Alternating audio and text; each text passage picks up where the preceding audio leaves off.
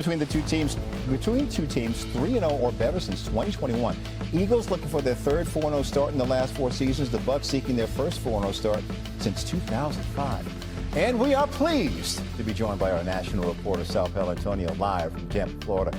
Sal Pal, just moments ago, you sat down with Buccaneers quarterback Baker Mayfield. What Baker tell you? Jay, 2 takeaways. Number 1, Baker Mayfield says he's feeling fine. He's ready to go to play against the Philadelphia Eagles on Sunday. Remember, he's been dealing with a bicep injury in his throwing arm. Really didn't practice much this week, but when I was out on the practice field, I saw him throw.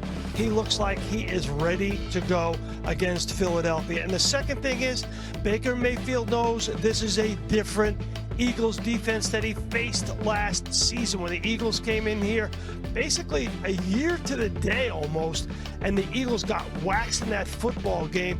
Baker Mayfield was 30 for 47, throwing for 347 passing yards and 2 touchdowns, but this Eagles defense under Vic Fangio is much different. They're the Super Bowl champs, and they are put together up front to get after the quarterback. Here's Baker Mayfield talking about it.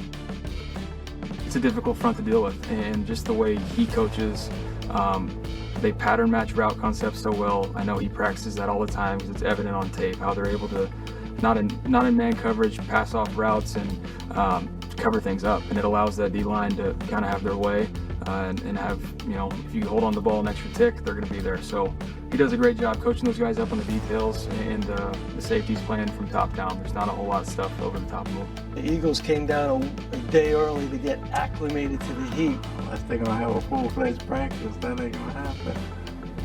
It's not going to happen. It's going to be tough for them. It's hot, it will be. I mean, you can't come down here a day early if you ain't in helmets and shoulder pads. You just doing a walkthrough, what's they going to do? You might have come down Saturday. Yeah. It's like playing in the cold. You just get your mind right and you play. And the Eagles arrive in Tampa, expected to arrive in Tampa today and have a walkthrough on Saturday at Raymond James Stadium. That's the anticipation of what they will do. Game time, real feel at Raymond James Stadium on Sunday, Jay, is supposed to be around 105, 106 degrees. Hot. Whoa. Yeah, there's no just walking in and getting used to that. No, we'll see what happens. Sal Paolantonio, thank you, my friend. Amina? Let's dive a little deeper into this matchup with our NFL analyst, Mina Kimes. And the Bucs have been a thorn in the Eagles' side for a while now. So, Mina, what are you going to be monitoring closely when those two teams meet? Yeah, when Philadelphia has struggled against Tampa in the past, a lot of it has been, and this has been the case in some of those playoff games from the past, Todd Bowles' ability to blitz Jalen Hurts, make him uncomfortable. And while it has been better against blitz, last year Jalen Hurts was excellent against the blitz, by the way. This year, he is 5th in QBR when he is not blitzed, 25th when they send pressure. Now, did feel like things opened up in the passing game, obviously in the second half last week, getting A.J. Brown more involved, of course, big part of that. But they have to come into this game with a plan, not just for pressure, but different types of pressures. Bowles also loves to simulate pressure, so sometimes it'll look like pass rushers coming, and they don't. Jalen has to stay unrattled against those looks. For me, that's an important key in this game, especially because the Bucs' run defense is so good. Yeah, including the playoffs, Jalen Hurts is 1-4. All right, we go from the Giants now. Let's talk a little bit about the Eagles because they beat the Rams Sunday in what was solely a second half effort. Philadelphia trailed 26-7 in the third quarter when Jalen Hurts found his groove and A.J. Brown. Here's Chris Canty on Unsportsmanlike with high praise for Hurts. Jalen Hurts, when he is given the proper amount of time, he can be as surgical with his accuracy, with his ball placement, with his velocity as any quarterback in the NFL. And then, oh, by the way, if he's got to take off and run it on a design quarterback run, he can do that too. He is top 5 and not 5.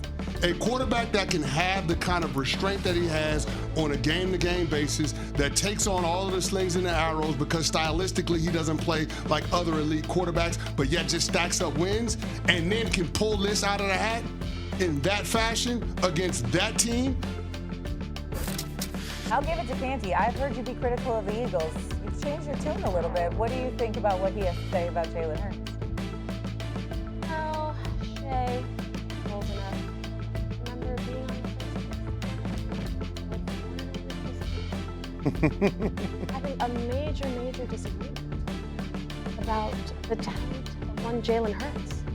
I remember Chris Canty doing a top 10 list of the greatest quarterbacks the game has seen right now. He's like, I don't have Jalen Hurts in the top 10, not me. And I said, now wait 1 minute, what is going on? I'm just glad that Chris Canty has come around to join the rest of us who thought the list is fluid. That's all. Okay? The list is fluid. It's fluid. The list is fluid. what's the matter with you? Very bad habit. Harold? Wow. Yes, That's because what impressive. you do is you like to sit up here and talk about what other people said, like you was sitting here being all quiet. You've said things too. Let's get the tapes and roll tapes. No. I'm not talking about this specific subject. Yeah. I'm saying you've done it 3 times in the first 45 minutes of this show. Mm-hmm. Now don't let me start calling up clips of stuff that comes out of your mouth. We can Okay, do that. we can do that. We can do that because there's here's mounting the thing, evidence here's the about thing, some of the here's stuff. what I would say Because to you. anybody, if Here's anybody's what I got would say a to fluid you. list, it's you. Here's what You I got can to say. do it right. As Do it right. somebody Do it right. who comes on this show, fluid gives list. an opinion and then goes out not just one Sunday, not just one Monday night, but every Sunday, every week, shows my face and covers games, I always have to be accountable to whatever I say on the show. Right. So the receipts don't bother me. No, what I'm saying to you is that I didn't say accountability. What I said is that how you switch positions, your positions become fluid too. Oh, I said this, but then now as I reflect on it because I was at the game and I saw it and I saw what he did, and now I have to bring this up. I don't know All why I'm trying you're to say doing to the you- buddy-buddy thing with all I'm trying to I say don't know to you why is you're that trying. we can do he that. can handle it. This is my friend, and if he remembers that moment with his top 10 list Girl, we go on back this decades. show, We go back decades. Don't And bring up no friendship with Chris. That's new. We go back decades. You can try that if you want to. We go back decades. Now, let me get this straight. Let me be very clear. Jalen Hurts is a bad brother. Since week 6 of last year, they 19-1. In every game that he has started and finished, he's won 17 straight. And when you look at what he did this past week, I mean, the Los Angeles Rams was busting their they were just methodically just chopping them down. They went up 26-7. He was horrid in the first half. And what does he do in the second half? What is it, like 17 for 24, 209 yards? Now, obviously, he sat up there and said, let me A.J. Brown pulled the Michael Irvin. Win the game, give me the ball.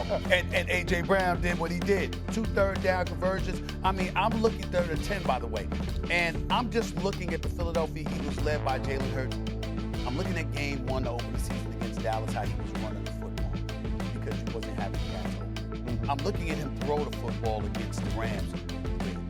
I'm reminded of last year when A.J. Brown was on the sideline reading books for motivation purposes during the damn game and all of this stuff. And somehow, some way, Jalen Hurts like, this is what y'all want? Y'all want me to get the ball? Yep. So he is one of those dudes that is showing you whatever you need done, he can get done. Yeah. So we can look at other guys and say a Josh Allen, a Lamar Jackson, a Joe Burrow. We can bring to Patrick Mahomes. We can bring up talent. But when you mention the word winner, Jalen Hurts is right at the top of the conversation. I mean, one could legitimately argue, first of all, over the last 2 seasons, he's looked better than Patrick Mahomes. They would say. That's number 1. Number 2, he beat him on the biggest stage in the Super Bowl. And just beat. Okay? the Eagles. Stomped him, romped Yeah. him, okay? Yeah. So I'm like, when you're talking about winners, it's time to make the case that Jalen Hurts is the first name that should come up because he beat the dude that we designated as the best, arguably ever, in Patrick Mahomes. Okay, Josh Allen can't beat him yet. Lamar Jackson can't beat him yet in the postseason. And Jalen Hurts stomped him.